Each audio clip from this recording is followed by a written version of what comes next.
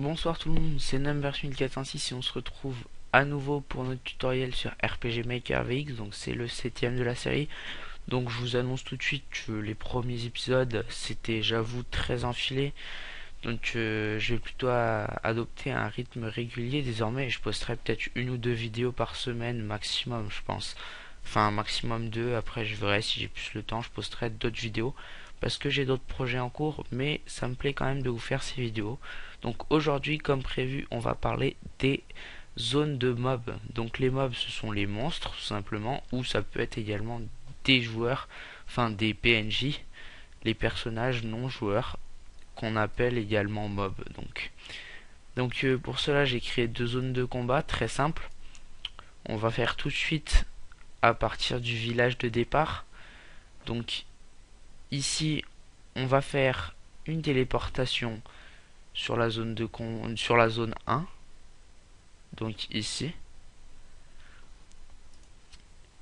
Et pour ce qui est du haut, on va faire une téléportation ici.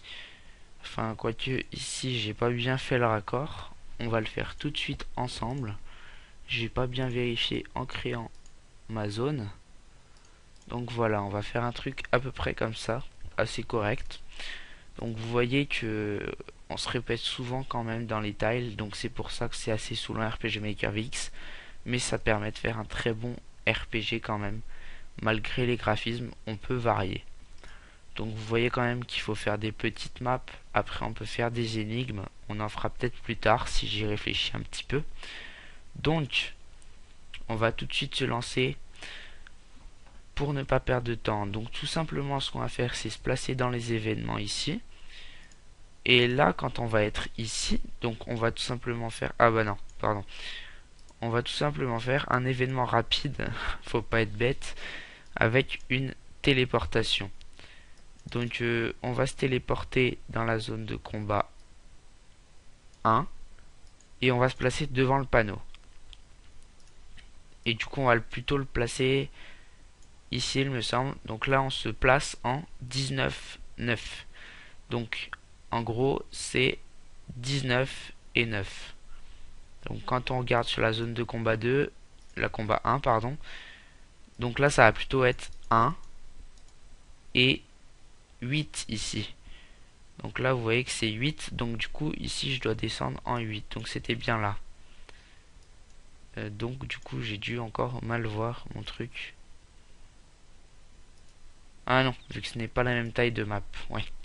Donc en fait c'est bon. Donc du coup quand on sera ici pareil, donc un événement rapide, téléportation, et on va arriver dans notre village. Donc ici. Hop, avec une direction à changer. Ensuite on peut ajouter un petit événement ici, qu'on mettra à panneau. Je sais plus comment on écrit panneau. C'est grave. Donc afficher un message tout simplement. Avec sombre au milieu. On entre comme ça. On fait comme cela. Et donc on met village de départ. Enfin, on va lui donner un petit nom. Oldrill. Allez, hop, village Oldrill. C'est parti. Du coup, on va placer un petit panneau ici également. C'est dans le tile 1. Et on va le placer avec la carte. Et on va faire un événement. Sans rien. Un message. Sombre. Au milieu. Zone de prairie. Comme cela. Ainsi, ça va nous faire quelques petites zones. Bon, on va attaquer les combats.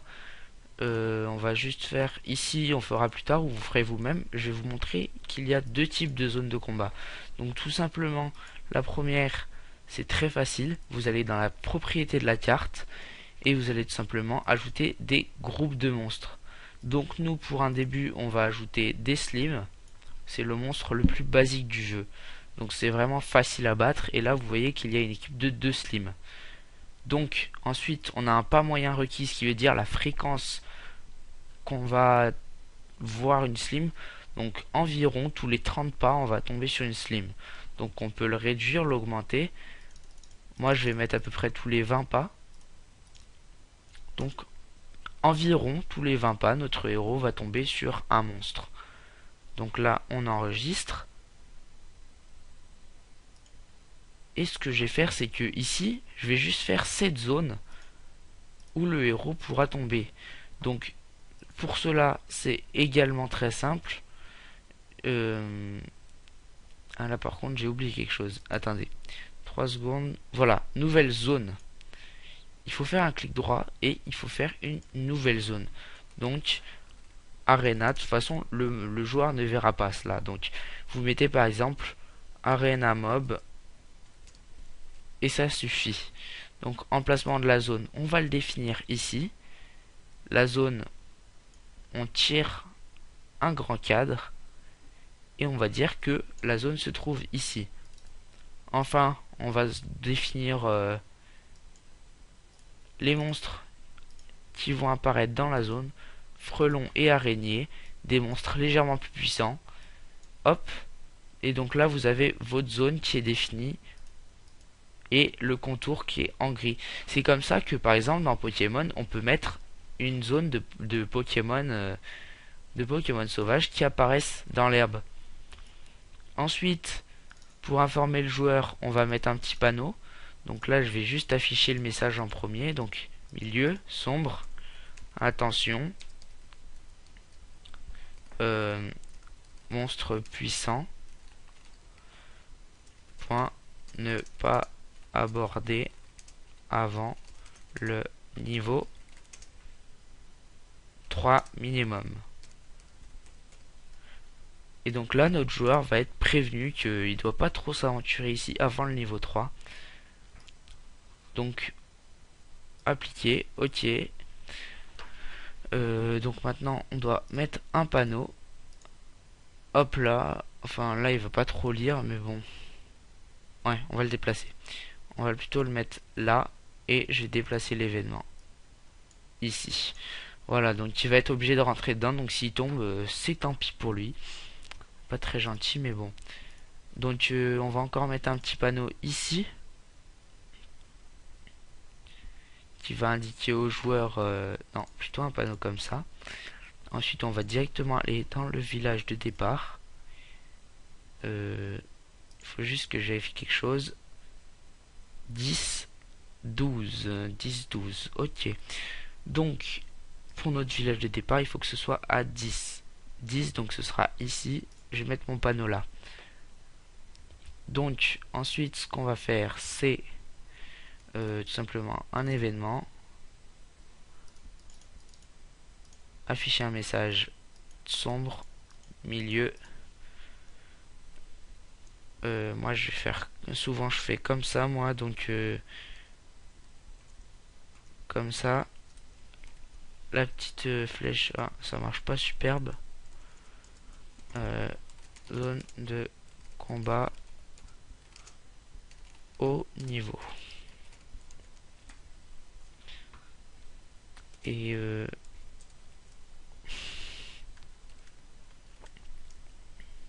on va mettre un or comme ça. Hop.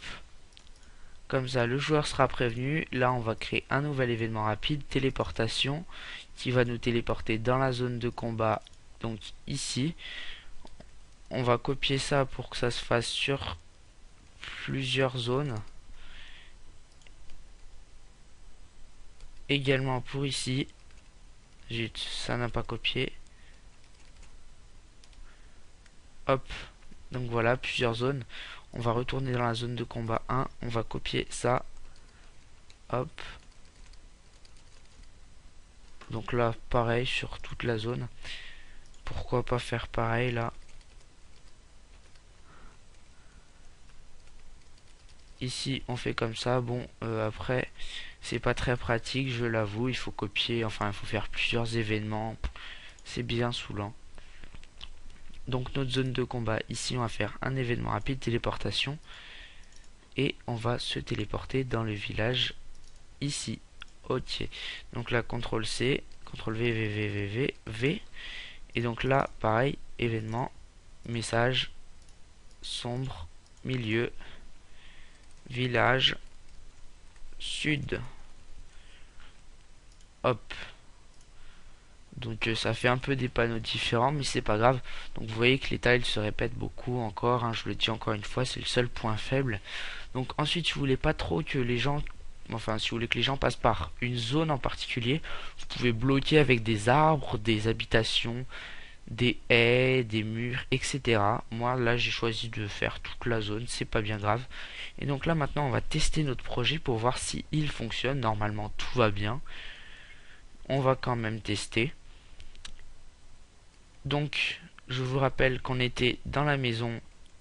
Les autres maisons sont pour le moment vides. Là, on peut pas lire le panneau, c'est pas normal. J'ai dû oublier quelque chose. Je vais enregistrer quand on est là. Je sais ce que j'ai oublié. Je l'oublie à chaque fois. Oui, parce que dans les autres, c'est automatique. Il faut mettre au même niveau que le héros. Les événements doivent être au même niveau pour que le héros puisse le lire. Et à chaque fois, je me fais avoir et à chaque fois, je me dis qu'il faut que j'y pense. Et à chaque fois, bah, je n'y pense pas. C'est vraiment embêtant, ça, je suis désolé. À chaque fois, je fais ce gros fail. Mais bon, vous m'en voulez pas. Enfin, je l'espère. Donc, à chaque fois. Donc, hop, on relance. Et là, normalement, vu que c'est au même niveau que le héros, voilà. Zone de prairie. Donc là, on y va. On va marcher un petit peu. Et les combats sont très simples. Donc là, vous voyez un petit fond musical. Et des slims qui apparaissent. Donc nous, on va attaquer tout simplement. Hein. Donc là, elles sont quand même relativement puissantes, les slims, hein, pour un niveau 1. Le son est vraiment fort. Alors, voilà.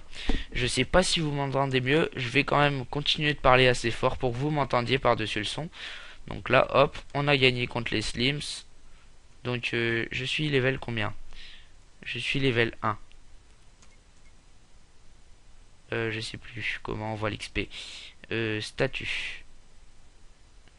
Il me reste 19 XP.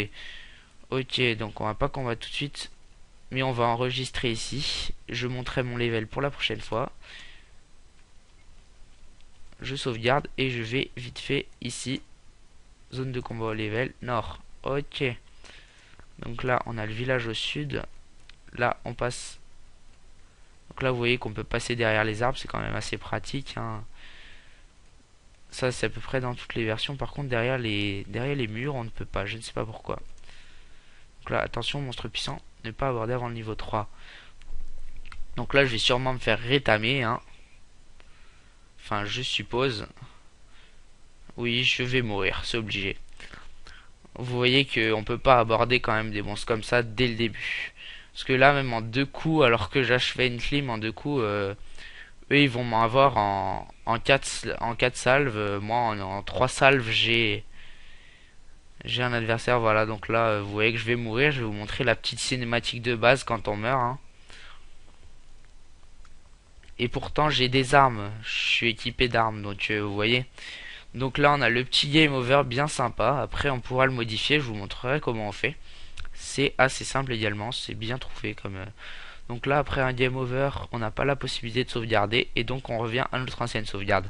C'est pour ça que la prochaine fois, je vous montrerai comment on fait une sauvegarde automatique, enfin une sauvegarde automatique possible pour le joueur à l'aide d'une action. C'est également très simple, c'est préprogrammé dans le jeu. Donc d'ici là, on se dit à bientôt pour cette nouvelle vidéo et j'espère que votre jeu se développera bien avec des petits combats de mobs. Vous devriez avoir de quoi faire un bon jeu. Alors salut tout le monde et à la prochaine.